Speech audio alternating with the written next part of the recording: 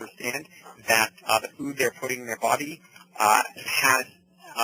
the food they're putting in the body has a greater, larger effect on themselves, on the community, on the world around us. The oldest campers, what we're really trying to get them to do is to be much more critical of their food choices, of their environmental impact, and for them, on a really meaningful level, for them to understand how whatever choices they make, food or otherwise, how that affects both themselves, the community, and the world around them. And if we have time in the question and answer, I'm happy to come back to this idea of aspirational life. But at this point, I think my time is done, and I look forward to hearing from Bill. Excellent. Elias, thank you so much. That was incredible. I loved what you had to say about empowerment to create change, learning through knowledge, and that when you said that all lessons lead to direct action, I think that's so incredibly crucial and key, and that learning is involved in really anything that you do at the camp, and that's definitely something that's transferable everywhere. So thank you so much. At this point, I would like to pass the baton to Bill Kaplan, and I'll give a brief introduction. Bill Kaplan is the Executive Director of the Shalom Institute in Malibu, a year-round experiential Jewish education center, and the home of Camp JCA Shalom, a JCC overnight camp. Bill is entering his 22nd year with the Shalom Institute, located on 220 acres in the beautiful Malibu Mountains. The Shalom Institute provides high-quality experiential retreats and programs year-round for synagogues, day schools, JCC, Jewish federations, and other Jewish communal institutions.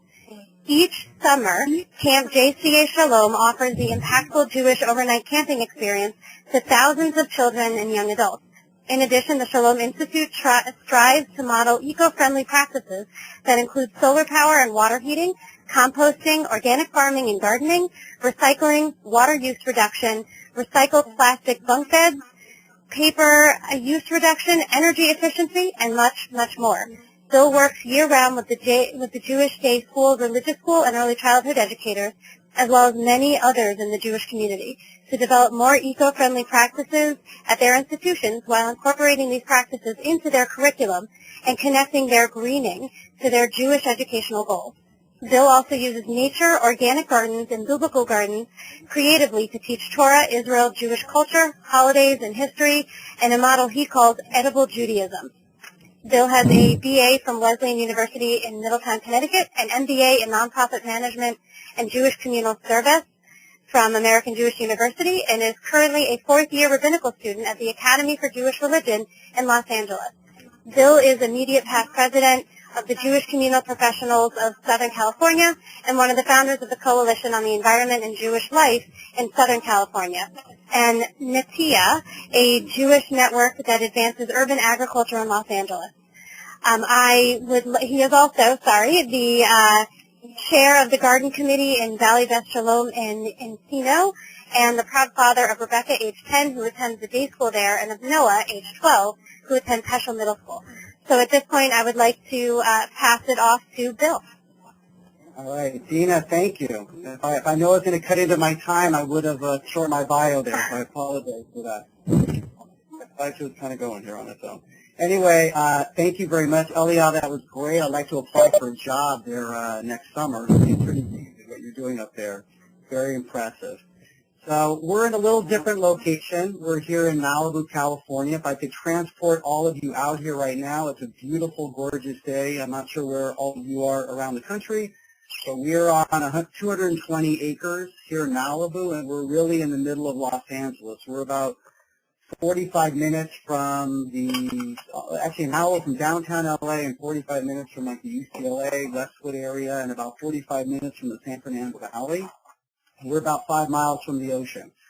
So in terms of what we can do, we actually have our JCC summer camp, Camp JCA Shalom. We love the concept of Jewish experiential education in summer, and we're able to, because of where we're located, to be able to take it all year round here. So we actually, the Shalom Institute runs about, I think we have about 60 to 70 program partners, and we run religious retreats, day school retreats, family camps for synagogues, all different denominations. holidays. We call it Tu B'Shvat season. We have about 2 weeks of Tu B'Shvat programming where day schools and religious schools come up for special programming. We do that for Passover and other holidays. What else? You name it, we do it. We also started a thing called the Big Jewish Tent with Craig Taubman. Last year we had our first Jewish County Fair. We had about 3,000 people here. We're expecting about 5,000 people for Sukkot in a few weeks with a lot of partners there. And we do a lot of different things. But today I really want to focus the talk today and the time that I have on something that's very special that I'm very passionate about. I call it edible Judaism.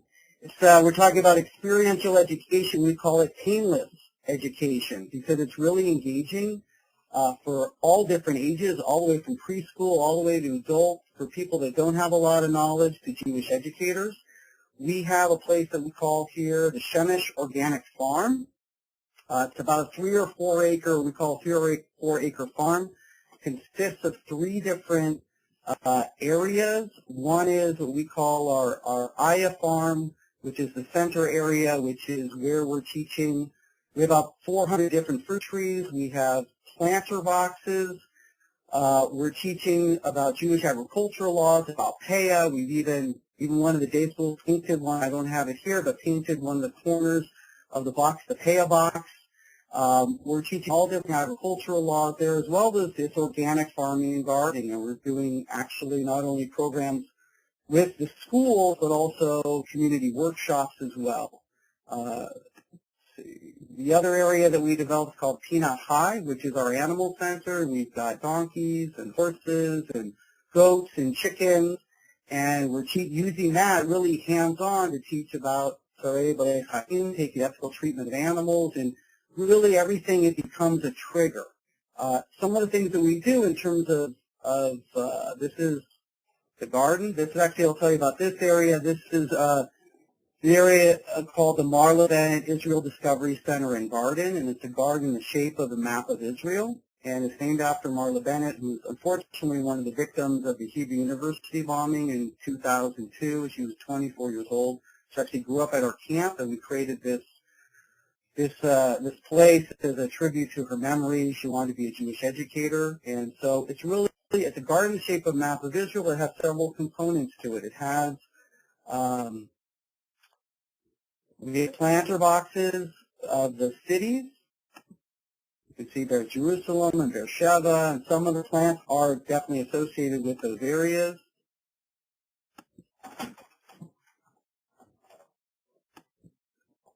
We have, there's the Dead Sea.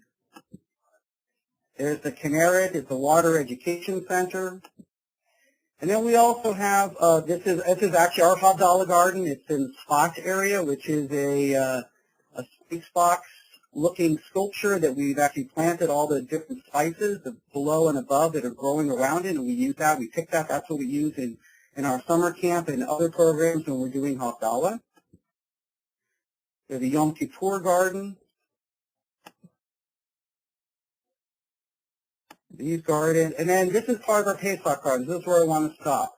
So talk about edible Judaism. Another name for it I call it prop Judaism. It's really triggers. You know, as educators, you have trigger films, you have things that are a way that launches a discussion. We use nature and the outdoors to launch a discussion. So for example, in a Pesach garden, when we bring kids over, we say, what would you plant in a Pesach garden? You get all different answers, parsley, and we actually have grapes growing for the 4 cups. And then here we planted passion fruit. We asked them, why would you plant passion fruit? We talk about that it's one of the books that, one of the things that we read is Song of Songs, Shir Shirim. It's about passion. And we can go in using the passion fruit, we can go into a whole discussion of Shir Shirim and why is there passion involved in it, even using quotes, and just starts a conversation, and that can be used in all different areas. A Shavuot garden. We plant wheat there. We talk about Jews as being, in terms of an agricultural people. We connect wheat to the holiday.